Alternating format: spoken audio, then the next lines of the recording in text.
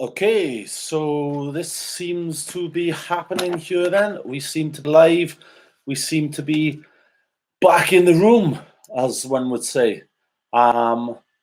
This is the first time I've used this, so do bear with me.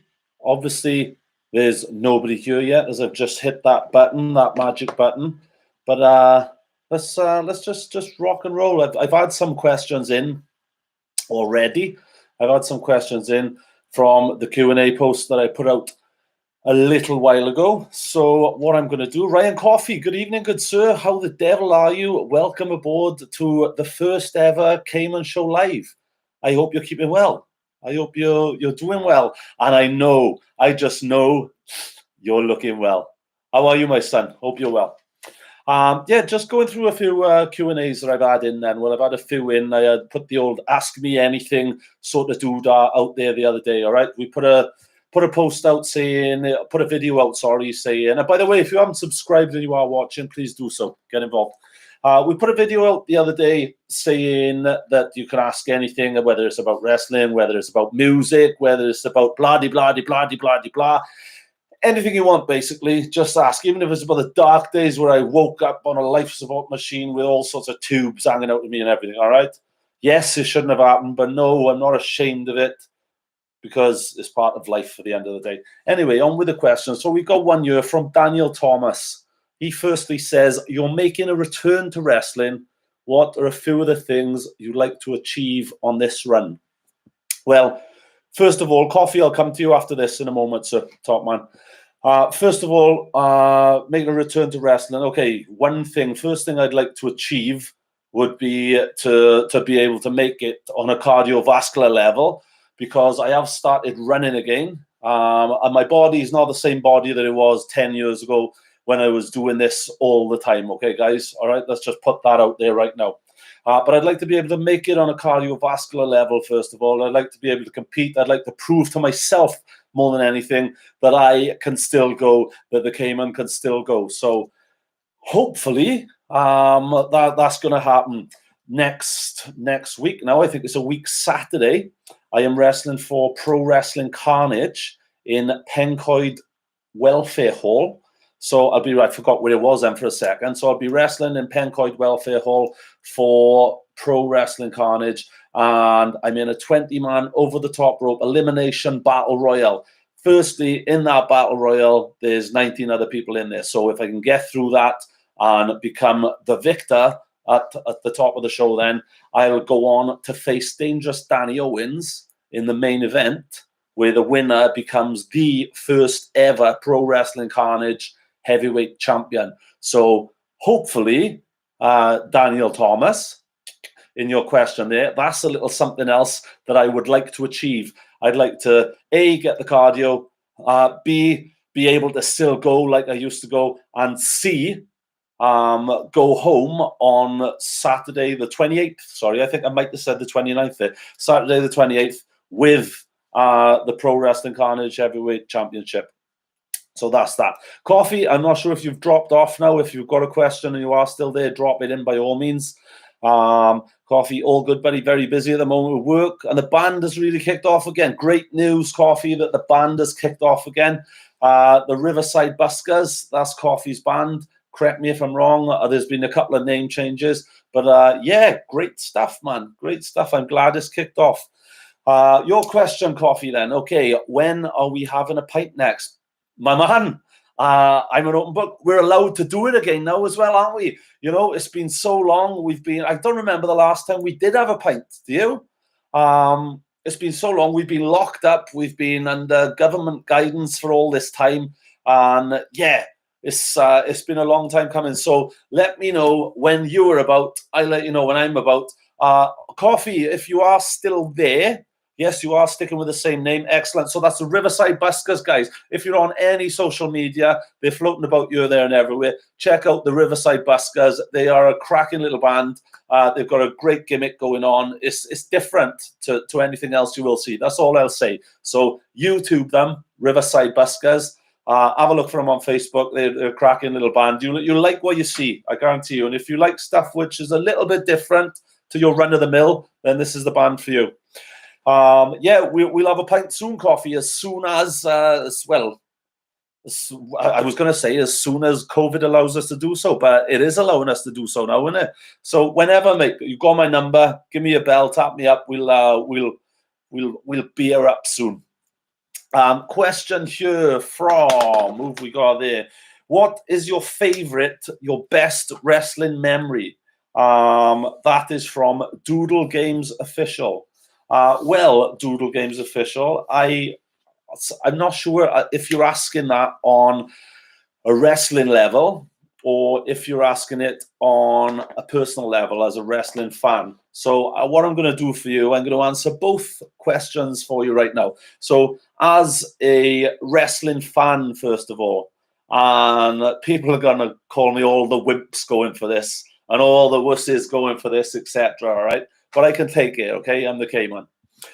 So my favorite moment in wrestling, my favorite wrestling moment as a fan, it was Ultimate Warrior versus the Macho Man Randy Savage, or actually I think he might have been Macho King Randy Savage then. I believe it was WrestleMania 7.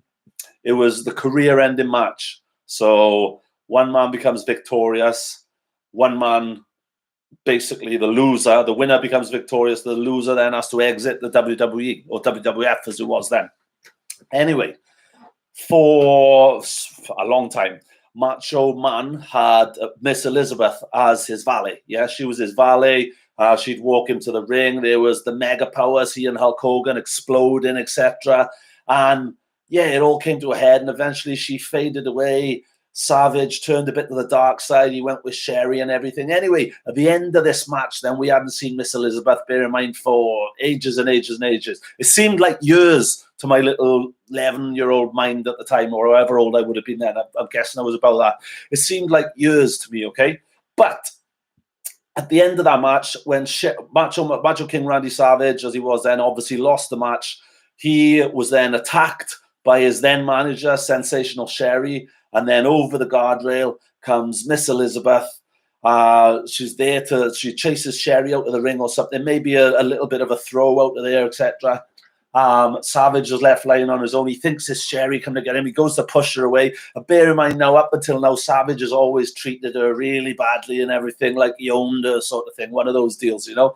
And then all of a sudden he realizes there's a moment there. They embrace. The fans are crying in the audience. There's that guy with that silly hat on his head and the glasses. He's crying in the audience. There's women crying in the audience. I'm crying. My 11-year-old self was crying. I watched it the other week, right? And I'll be honest. All right, there weren't tears, but there was certainly a lump in my hard-ass throat, okay?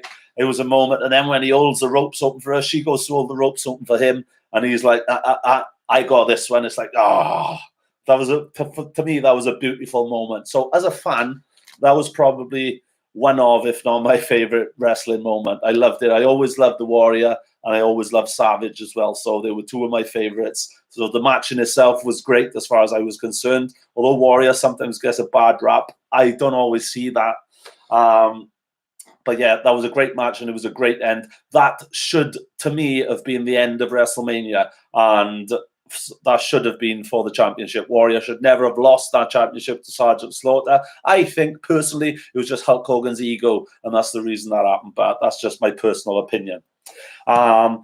In my wrestling career, my wrestling days, one of my best memories would have been wrestling against one of my idols, Steve Corino. Now, that was the first person of any name value that I did wrestle. I say name value. Everyone's got name value. It depends who you ask and where you go, and who's answering that question. All right, so everyone's got a bit of name value wherever they are. But Steve Corino, to put it another way, is the first televised wrestler that I ever got the opportunity to wrestle. He smashed a Budweiser bottle on the ring post.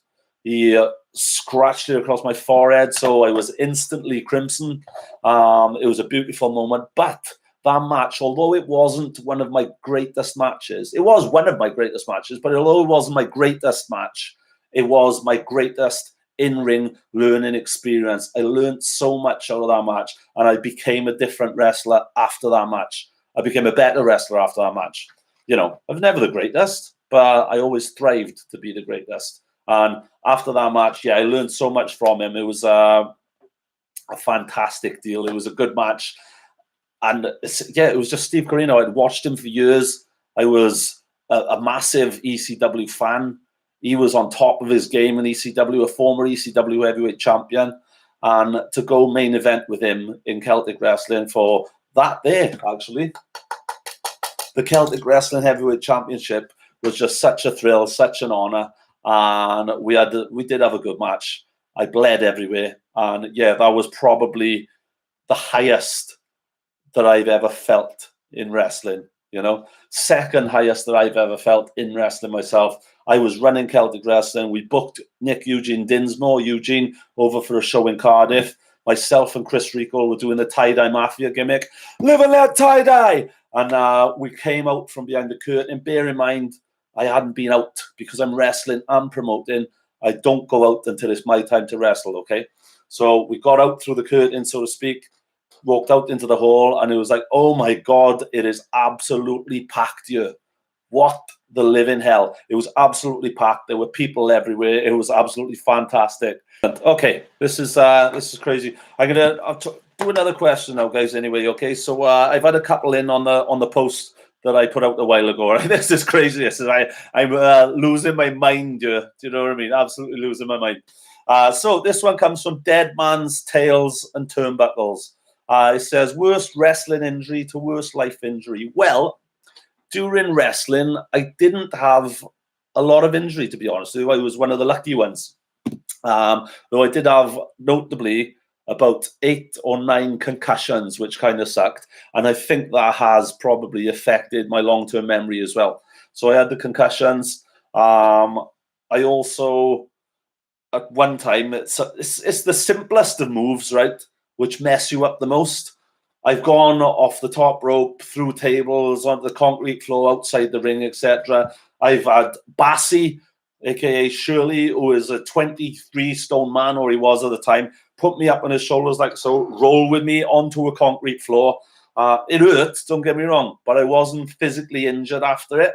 I was okay the next day, a bit bruised, don't get me wrong, but I was okay. But then I took just a little clothesline on the outside of the ring one time, landed awkward on my back, coccyx then, absolutely killing, cold sweat on my forehead. I was like, oh, that really hurt. That's going to be nasty. So from there, I've later during the working week, as the week's gone on, my coccyx have swollen to about that much. There's fluid on them. From the top of my butt crack through to halfway up my back is like a blackish purpley color. Absolutely brutal. Absolutely killed. I couldn't sit down. It felt like there was something in my back. Well, I guess there was. There was fluid in there. It was nasty. It was pretty nasty. But yeah, that's probably my worst wrestling injury. I did also dislocate these 2 fingers. Again, while I was doing hardcore. Patrick, yes, I have done hardcore. Many times. Steve Corino bottled me.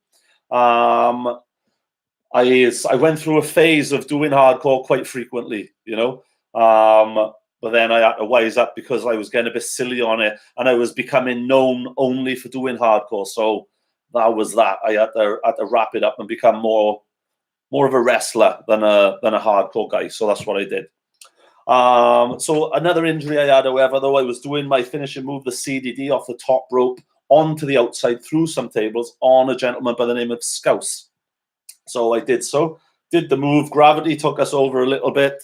I don't know how high the ring is. It's about 15 foot to the top of the ring post, perhaps, is it? Maybe less, but it's high anyway. So there we go, CDD through the tables. I'm landing. As I land like this. Them 2 fingers right there land flat on the floor. So bang, up they go, and they're up there like that. The other 2 fingers are that way. Them ones are that way. We had about 10 minutes left in the match. So there was outside interference and everything. I had to shake my hand. They were still up like that. I shook it again, and thankfully the fingers went back in then. I went in, carried on with the match, and then there was more outside interference, and I had one of the stiffest IKEA chair shots, and them IKEA chairs really bloody hurt, by the way, that I ever took. So that was probably concussion number 9 then. Coffee, tell everyone about Sheamus. Sheamus, For those who aren't familiar with Sheamus, Sheamus is a WWE wrestler, former WWE champion, former WWE tag team champion, and as an old friend. I used to run a company called Celtic Wrestling. And in Celtic Wrestling, which was based in Wales, I had like a deal with Irish Whip Wrestling, who were obviously based out of Dublin. I had a deal with Irish Whip Wrestling where we do like a talent exchange, and I was a wrestler stroke promoter, so I'd wrestle as well as promote the shows. So I'd always, in part of the talent exchange, take myself over to Ireland. I've stayed at Sheamus's house. God bless him. He slept on the settee and allowed me to sleep in his bed. God love him. He stayed at my house. It was a drunken affair over here in Merthyr Tydfil, however. So, and there were a couple of wrestlers staying at my house as well at the same time. I think Red Vinny may have been another one. My friend Spam stayed over the same time. We had a bit of a party going on. I ended up in my bed anyway. Sheamus stayed downstairs, either on the floor or on the chairs. I dropped into the airport, etc. I wrestled Sheamus in front of about 200 people in Sligo Island. I waffled him with the Irish Whip Championship belt. I was heel. I was the bad guy. He was the good guy. He was face. He did beat me in the end. He managed to kick out of my belt shot, which is a shame, really. It would be nice to get one up on Sheamus, wouldn't it? But I still got the opportunity to work with him. Still got the opportunity to wrestle with him. I don't know. There is a videotape of that match somewhere, but I don't know where. Right, let's get rid of these two trolls again. There they go. Put user in timeout. There we go. Put the other one in timeout. There we go. Might have to get some moderators on here. So one's in timeout and the other is in timeout as well. There we go. Excellent. There we go. Timeout for you two in the naughty corner. Okay, yeah, so yeah, basically that was the Sheamus story. What's my opinion on the current state of the WWE? For me, it's gotten very basic and very PG rated. Yeah, I'd agree with you, Patrick. Yeah, I totally agree with you. I'll be honest, I don't really watch it anymore. I stopped watching it in around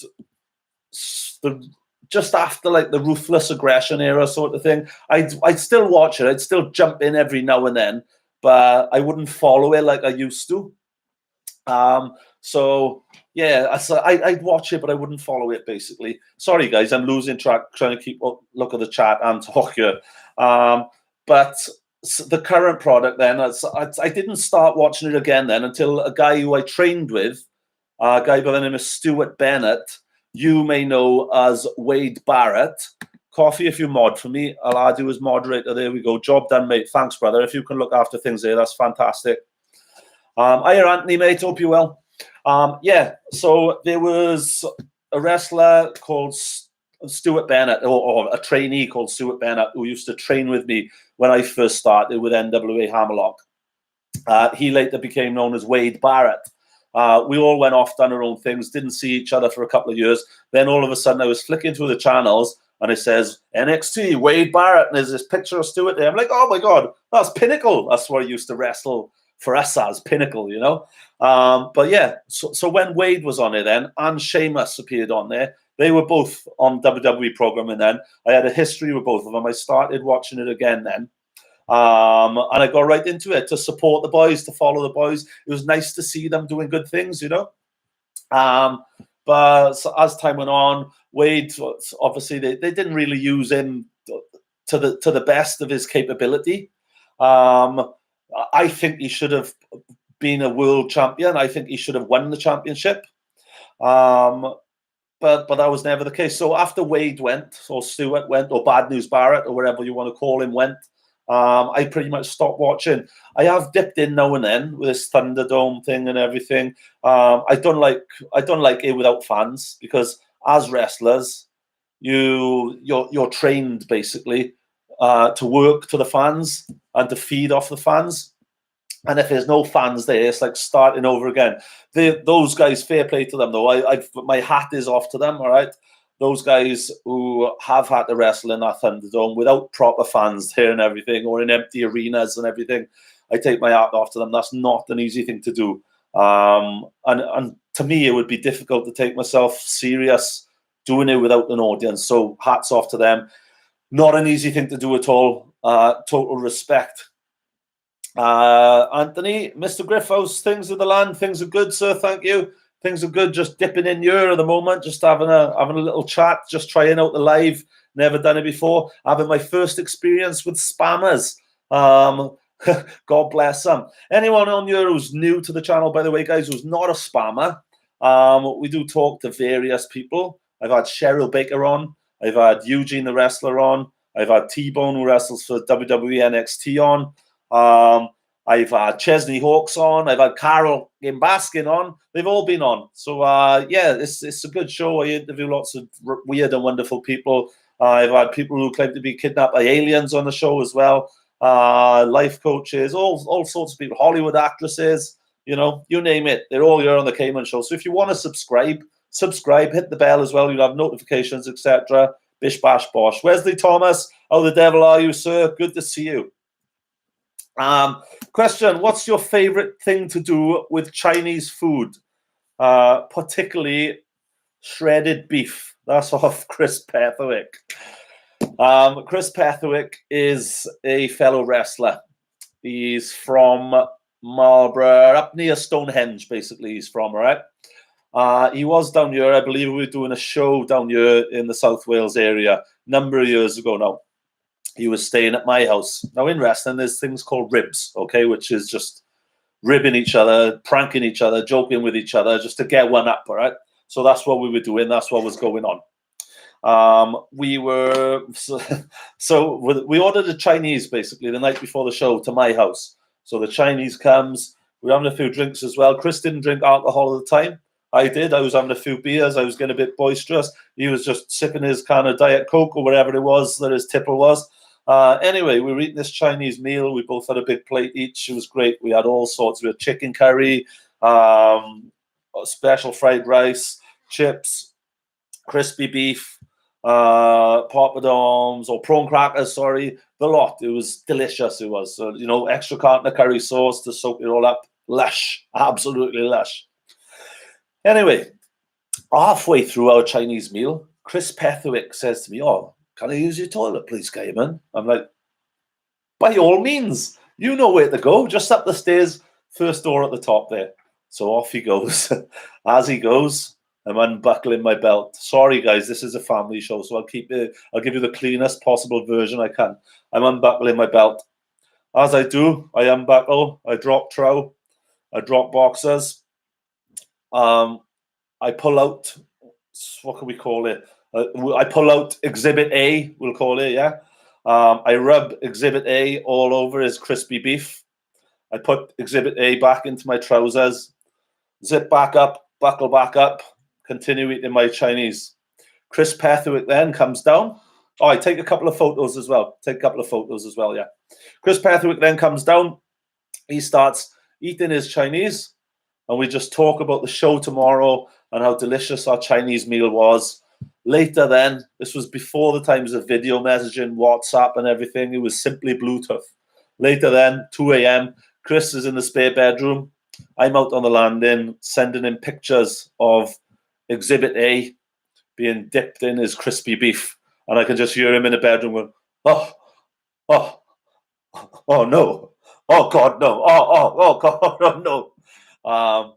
Yeah, bit of a bastard of a thing to do, really. But it was. Good days. Patrick O'Neill. Have you seen the video of Wayne Rooney slapping Wade Barrett? Gave me a good laugh. I believe I did see it a while ago. Yeah, I believe I did see it. If you can remind me of what that was it on a UK tour year or something? Is that what it was? Hey, the spammer's back. Coffee, sort him out, son. Get rid. Yeah, I do remember the video. It was, yeah, nightmare, wasn't it? Okay, let's sort this spammer. Off you go, sir. Remove. And put him in a timeout. Okay, sorry about the spammer, guys. Cheers, coffee. We'll get through it together. Okay, so we've had that one, the worst injury as well.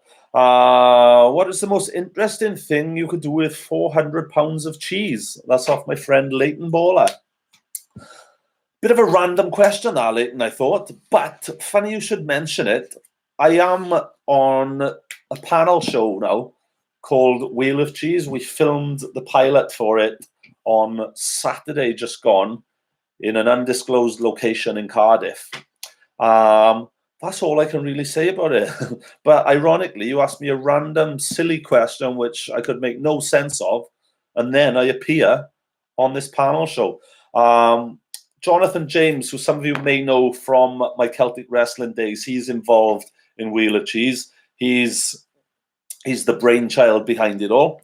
And we went to this studio. It was absolutely pucker. It looked amazing. It did. It was a great setup, very professionally done. He's going to aim to put it out to some of the TV channels. He's going to approach some of the terrestrial channels.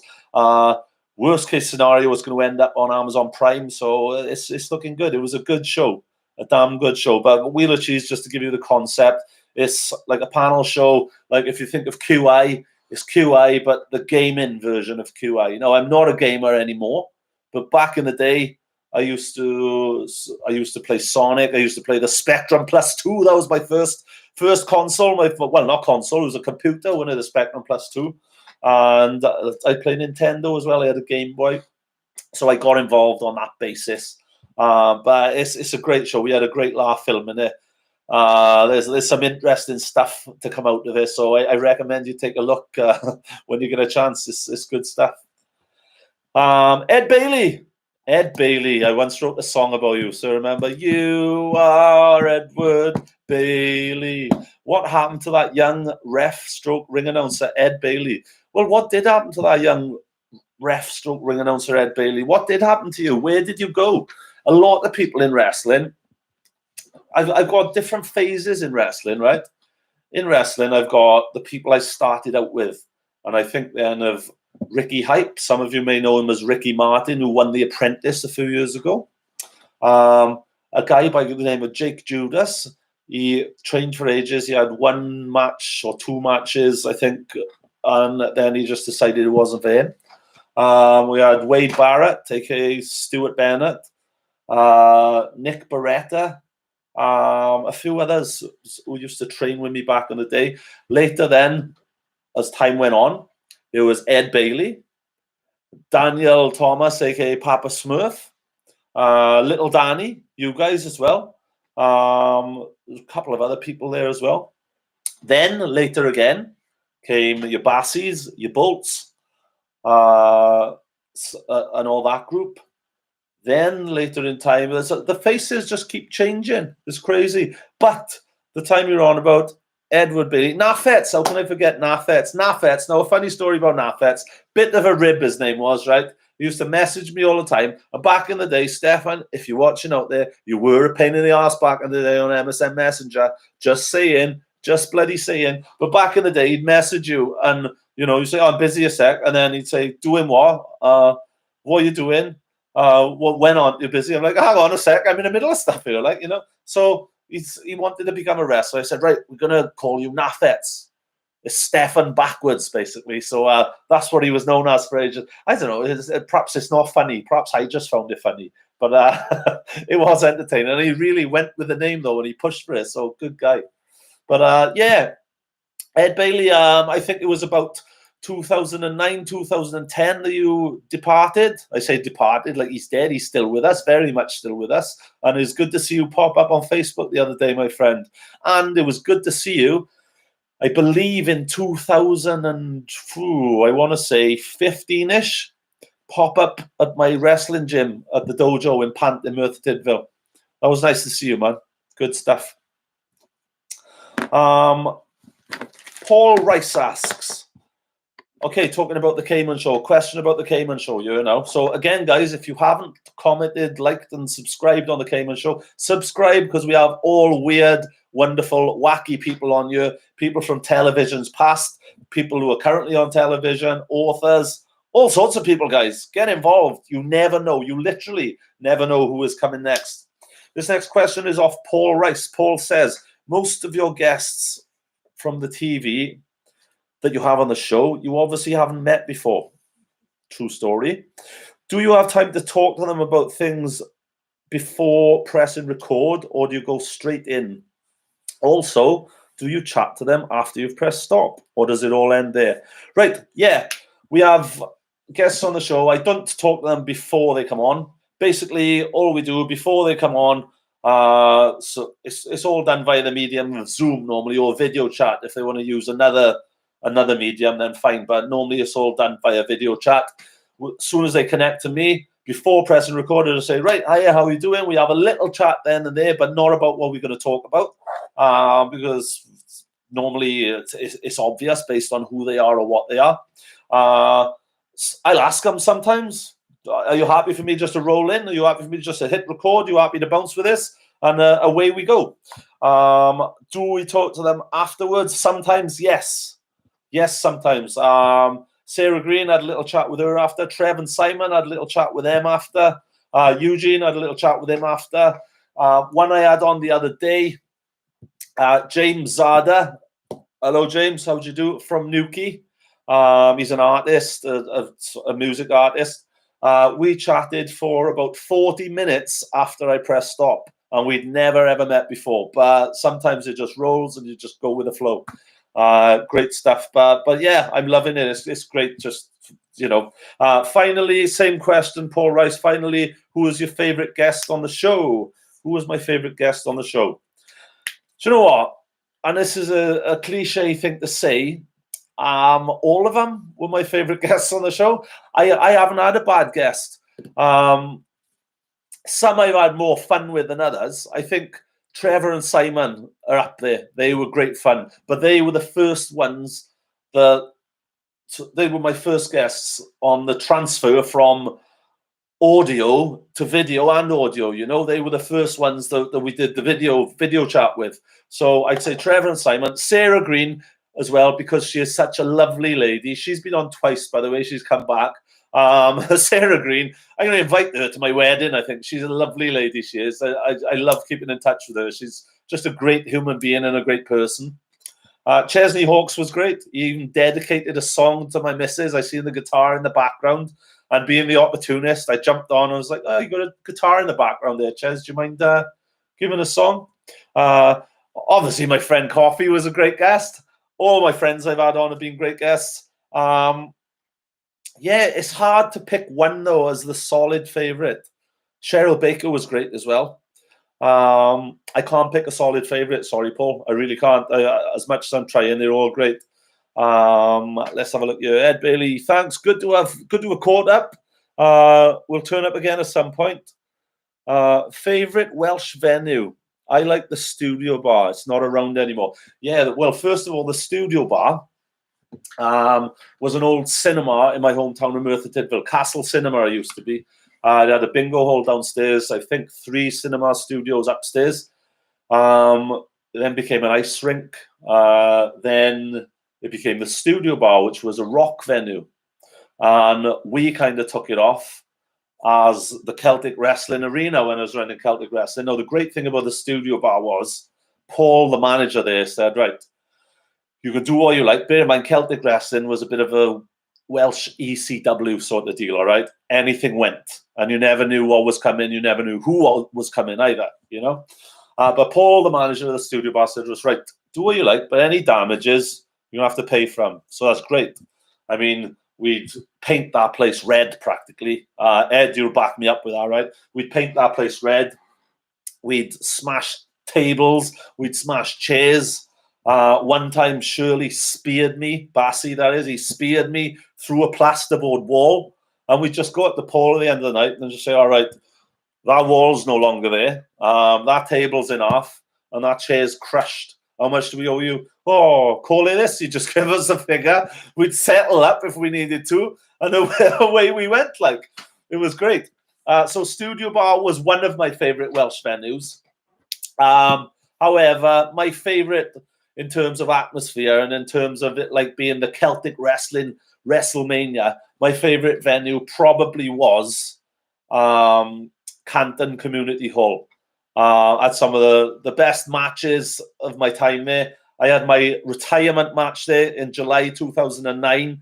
It was basically me passing the torch to Bassy, who was one of my trainees. He defeated me for the Celtic Wrestling Heavyweight Championship, this very belt right here. He defeated me for that, and not everyone knew I was running Celtic Wrestling at the time, and it was my last night wrestling for Celtic Wrestling. Not only wrestling for Celtic Wrestling, but it was also my last night promoting for Celtic Wrestling, my last night running the promotion. So yeah, Canton Community Hall, sorry to drift a bit, guys, it's what I do. Canton Community Hall was a great venue as well for me, and a venue very close to my heart. Right, well, we got you, Patrick O'Neill. What was your entrance music? Well, when I first started, I'd have what I was given. When I made my NWA Hammerlock debut in Kent, I was ribbed. They reckon I wasn't, but I'm telling you I was. It was a Rumble match. I was there, this big, mean Welshman, all right, ready to come out through the curtain in this Rumble match. And everyone had music. 10, 9, 8, 7, 6, 5, 4. I'm like, come on. Bang, bang, battering myself around the head, psyching myself up as I do, method acting, if you will. 4, 3, gonna go out real mean, show 'em who's boss. 2, 1, through the curtain, screaming. The music hits. Now I've had the time of my life. I was absolutely mortified. I wanted the ground to open up and swallow me up. It was absolutely... I just can't describe how I felt at that moment. It wasn't a great moment. What was meant to be this big, horrible, evil, nasty Welshman, and the music will make or break you as a wrestler. Anyone will tell you that, all right? So I was coming out through that curtain then, and time in my life, the theme song from Dirty Dancing, come on, it weren't great. From there, anyway, after getting over that, I'd have various music for the next few months. They'd pick me music. I'd have random guitar. I shared music with Drew McIntyre in Irish Whip Wrestling. We'd use the same music, some guitar stuff that they put on for us, some heel music. Then in Celtic Wrestling, I was wrestling for PPW, Pro Power Wrestling, now rebranded as Welsh Wrestling. I was their first heavyweight champion, by the way. I was wrestling for them. I was using random music to begin with. Then a friend of mine by the name of Craig Khan, shout out Craig Khan, says to me, we were in the pub one afternoon and Stereophonics Dakota was on, and we kept putting it on a loop on the jukebox, and we were banging the tables and everything, singing along to it. It was great song, great buzz, great vibe. And he said to me, why don't you use that as your music? And from there on, for the next probably 7 years, I want to say, Stereophonics Dakota was my entrance music, where it goes all the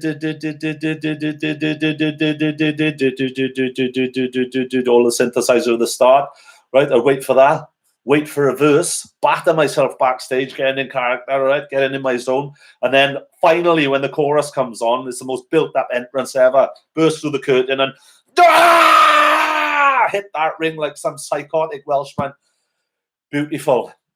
And I am making a comeback on Saturday, the 28th of August, at Pro Wrestling Carnage, First Mutation, in Pencoed Welfare Hall. I'm making a comeback then, and I'm heading to the ring right there. Can't wait, looking forward to it. And I'll be using Dakota as my entrance music there as well.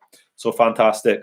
Dakota, Ed Bailey, Dakota pops up on my Spotify every so often. Always give a da with it. That was my thing when I did. That was my thing. Straight through the curtain, smack myself around the face, and then da! It was brilliant. It got me going, though. It got me going. It got me in that zone. It took me from this guy backstage to the wrestler in the ring sort of thing. You know, it's like I said, it's method acting. I just let all my negative energy out with that da, and then I'm in a positive place. It's stupid as it may sound. Anthony Evans. Who does it feel? How does it feel? Taking a guitar. How does it feel? I can't bloody read you. How does it feel talking to the guitar god, Key Marcelo? Fantastic, sir. Fantastic. It was great talking to Key. Thank you to yourself for guiding me towards him as well. I do appreciate that.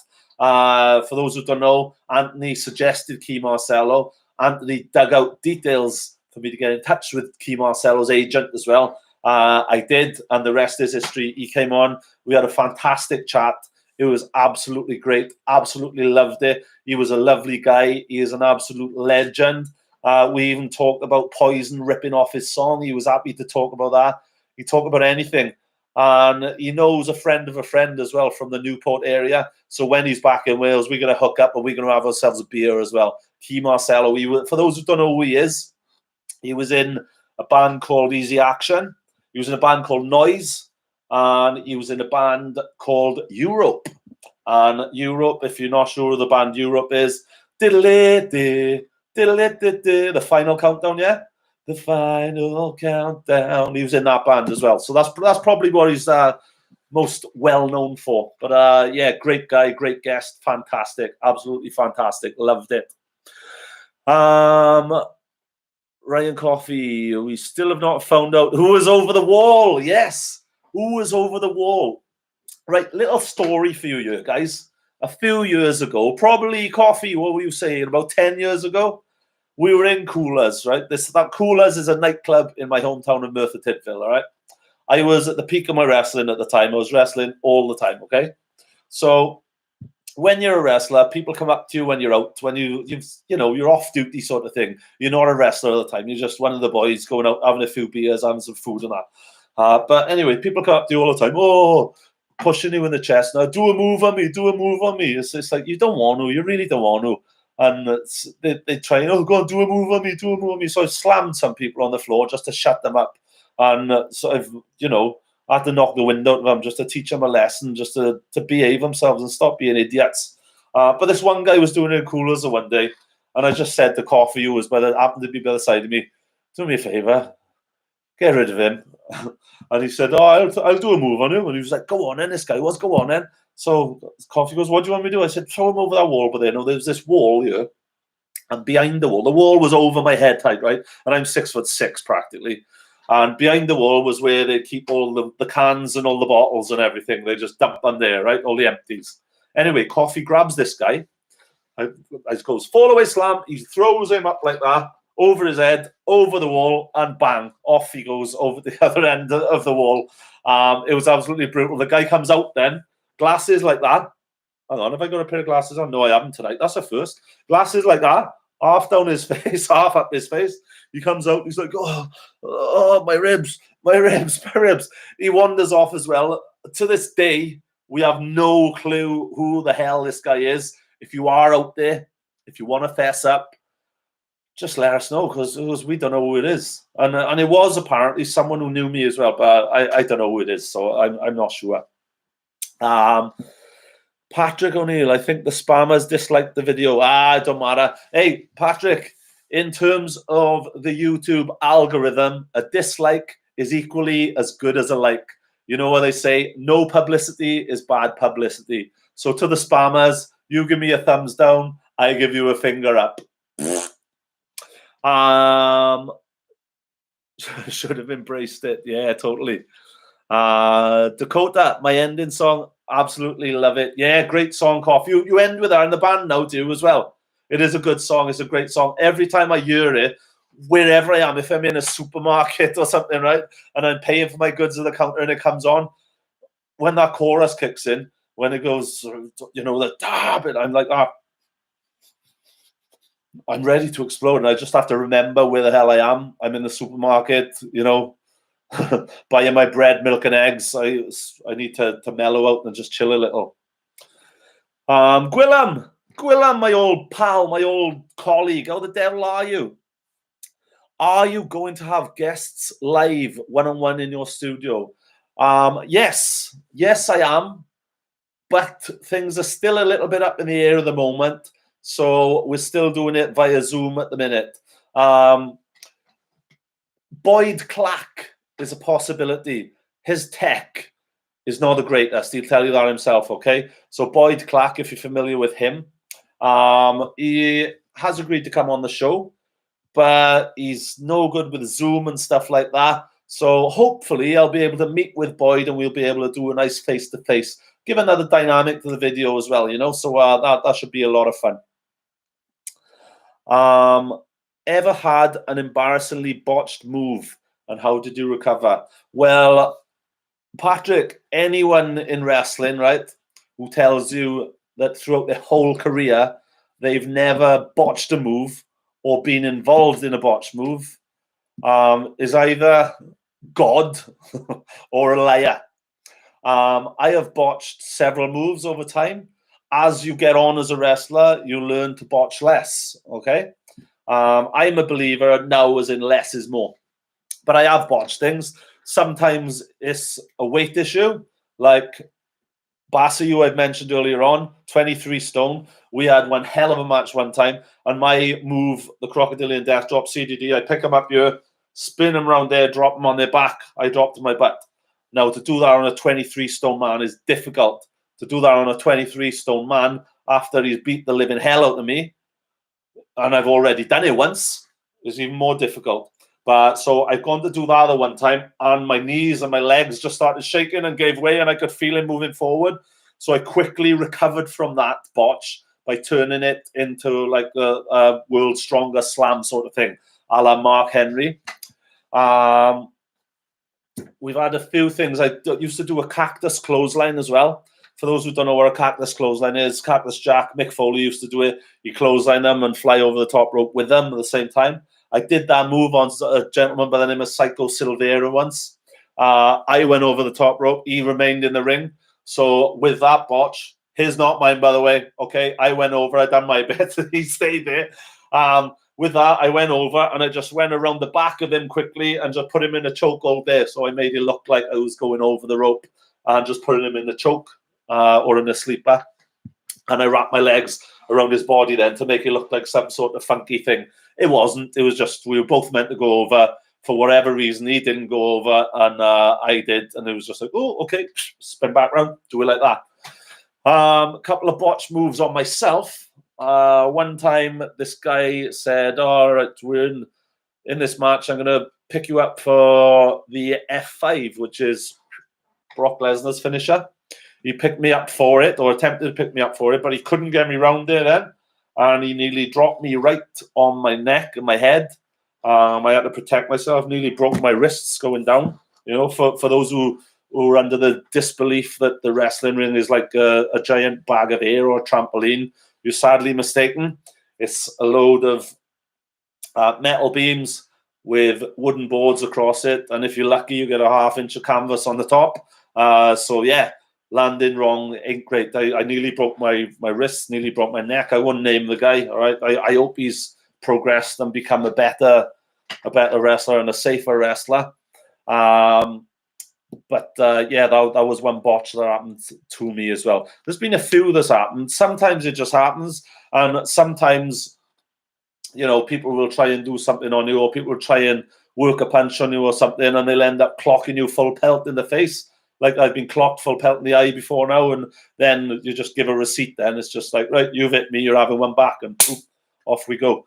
And that's expected. Every wrestler knows you mess up, you get a receipt. You know, it's simple as it's just an unwritten law in the wrestling world. Perhaps not so much nowadays, but it was when I was learning. I do things wrong, I'd get a little slap for it.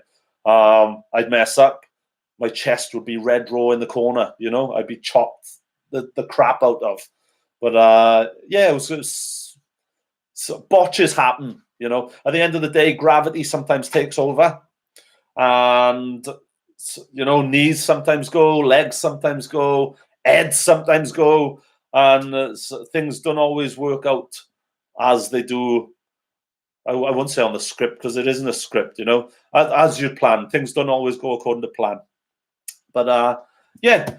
Anyway, guys, I'm going to have to love you and leave you all now, all right? I've got an appointment in 20 minutes, so I've got a dart. Thank you so much for your questions. Thank you for jumping on. If you haven't subscribed to the channel yet, please subscribe to the channel. Hit the bell. You'll be notified when the next lives are. Cheers, Patrick. Nice talking to you, my friend. Really nice talking to you. Thanks for coming on, man. Thanks, Coffee, for moderating as well. I really appreciate it. And if you don't mind doing it next time, that'd be great, my friend. Gwilym, good to see you on here as well. Anthony, good to see you on here. Cheers, guys. I'm going to have to wrap up now. Thanks for having me. Please subscribe if you haven't, guys.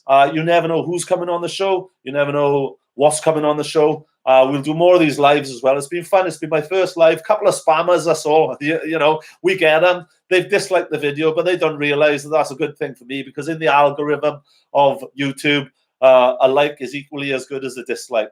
Guys, it's been an absolute pleasure. Thank you so much for coming on and letting me hopefully entertain you. If I did, I will entertain you again. Hopefully next time I'm on, I'll have another belt up, you know, by way of the Pro Wrestling Carnage Heavyweight Championship. Guys, have yourselves a good evening. I have been the Caiman. This channel is the Caiman Show. We've had just shy of an hour. Thank you very much. Woohoo!